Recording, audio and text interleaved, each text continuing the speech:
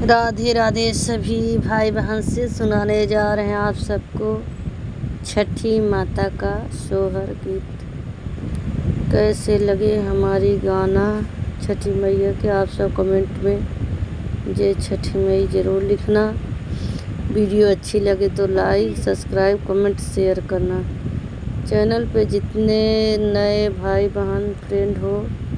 Subscribe करें, लाइक करें, ज़्यादा से ज़्यादा शेयर करें। सभी से राधे राधे। अगने में पोखरा खनउबई घाट बान्हा वउबई घाट बान्हा वउबई हो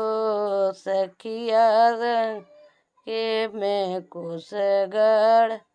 सखिया पोखरा में कुशगढ़ वउबई छठिया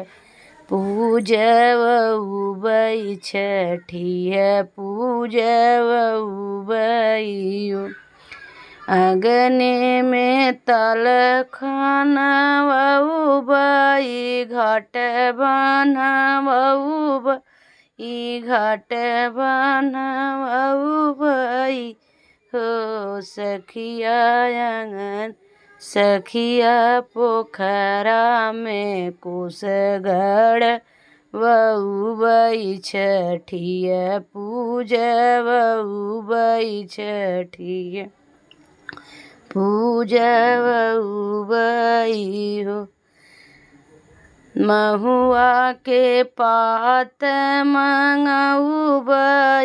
दही घिउ मंगउबई दही घिउ मंगउबई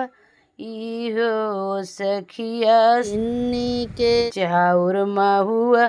लउबई छठी मई के भोग लगउबई हो सखिया साठी के चाउर महुआ लउबई छठी मई के भोग लगइबई हो गई भैंसी के घिया लियउबई दीपज लउबई दीपज लउबई हो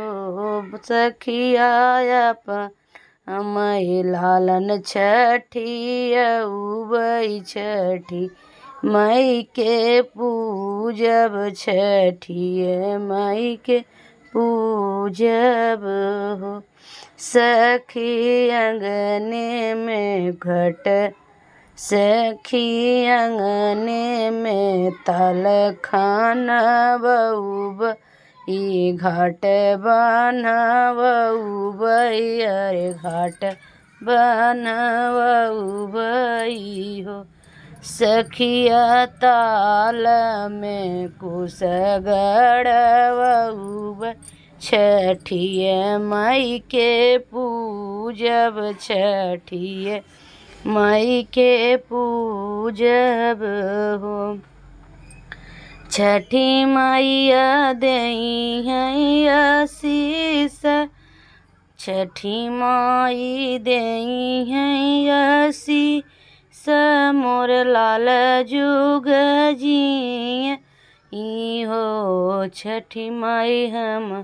आके दिहलु आशीष हमारे राय सेनुर हमारे राय सेनुर छठी माई हम जे दिहलु आशीष हमारे राय सेनु हमारे राय सेनु